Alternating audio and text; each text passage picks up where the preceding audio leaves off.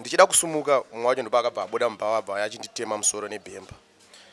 Achinditema musoro nebhemba wakabva ndichida kuti ndivhare kudai wabva wanditema paruoko futi. Wani wachona wataitaura kuti anga akasungwa ndakatozunzwa nevanhu vachinzi akabuditswa futi akunze.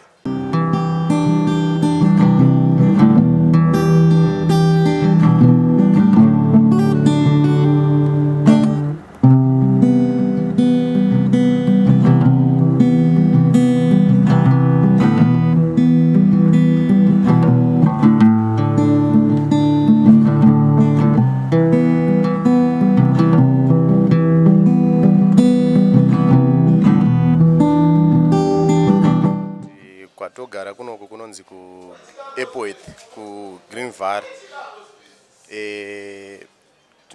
Ndinoshanda hangu pari paBhora. Pane vakomana vari kuita basa rekuya vachirova vanhu nemabhemba vachida kurobha vanhu kutorera vanhu mari.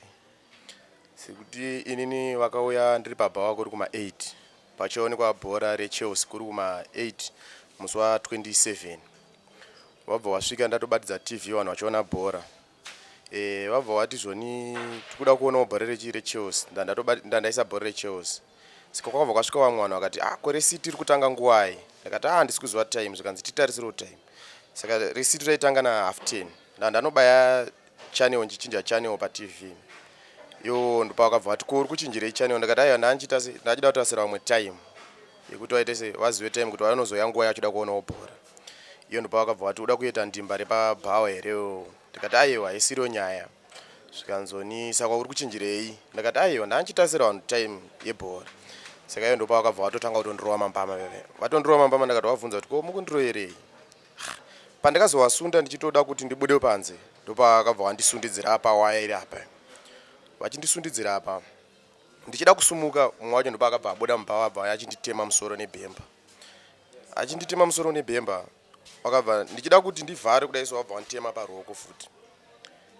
Ndokubva vazobuda vachitiza vachitotiza vachienda kumhiri kweroad. Ndakazosumuka hangu ndakazofamba ndichienda kumba. Ndakazototakurwawo ndichienda kuchipatara. Ndakasvika kudombo kupolisi dziri dza 9 o'clock. Ndichisvika kupolisi ndichizobva kupolisi ndichienda kuPare. Ndakasvika kuPare ya 1 o'clock. Ndichizorapwawo ndakazosonwa dza 9 o'clock dzemakuseni.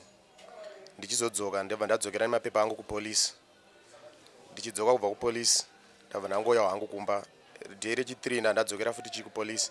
Ndichidzokera kupolisi ndakasvikira vakomana wani wachona akanditema wani wacho anga ari kupolisi achinzi asungirwawo mhosva yekuba mabhatiri kwavanga vapaza imba yavanga vapaza mumaraini imomo. Vanzi zvoni vari kunzi nyaya yavo vachinzi vachienda kukoti. Ini ndabva ndataurawo yangu nyaya ndakati umwe wachona ndiyei pane vakomana vakanditema umwe wacho ndiyechi atoripo ipapa. Ivo vakabva vati alright mira tiite sei tingobatanidza docket tiende pamwe chete. Taenda kukoti takangosvika tichiona PP wachona zvikanzoni nyaya yenyu iyi yekutemana kwamakaita uku iri kuda 3 mawitness. Saka panzi 3 mawitness wabva wati kuri kudiwa bepa affidavit iri kuchipatara. Saka enda unotora 3 mawitness neaffidavit. Saka inini ndabva ikoko kudombo ndichidzoka kumba ndichienda kuchipatara ndakasvika zvichinzi doctor wako akakurapewo anoya next week. Next week yange ichinzi Monday yatabva. Saka ndaenda futi Monday ndakasvika zvikanzi doctor wawe anotanga basa na 6 o'clock dzekumanheru. Saka ndakanatsa kuona kuti kwandogara nekuchipatara kwekwe 6 o'clock dzekumanheru ndogona kutadza kudzibata. Saka ndakangoti handichamukira kuma 4. Saka 4 o'clock ndamukira. Asi already kuti wakomana wani wachona wataitaura kuti anga akasungwa ndakatozunzwa nevanhu vachinzi akabuditswa futi akunze ndichienda kutasa kumba kwake kwaaigara kwekwe. Ndakasvika chinzi akatama kuti akatoenda kumusha kugara kumusha. Saka nanhasi uno polisi yakatongoti tichazouya ikoko haisati yauya ikati tichazokufonera haisati yafonawo. Vanhu ngavakwese time dzekuvhara mabasa edu aya kana nekuda kwekuti mhondi dzacho dzakatowanda mafambiro avari kuita wachona hazvinzwisike kuti vanouya nguwai because unogona kuti ndikuvhara na 10 iwo ise ipapa vanotouya kana kuti kuma 8 kana kuti ndovhara kuma 8 pamwe vachiuya kana kuma 7. Mapurisa anofanira kuita basa nemazvo nekuda kwekuti kana munhu achinzi akuwadza munhu obva aonekwa pa 2 days, after 2 days oona apanze, hatichaziva kuti zviri kufamba sei. Ende already kuti vachandifonera, kufona kwacho vasati vauya, vakati tichauya zoto tichinzwa kuti kwakamira sei panzvimbo ipapo, kunzwa kuti vakomana vanogarisana sei nevamwe havana kuuya kwachona. Saka asi tikutaura zvekuti vakomana vakatobuda kuti havasisiri mukati, vakatobuditswa vakatotama isu havasisiri munharaunda yatogara, hatisi kuziva kuti vari kugara papi izveso.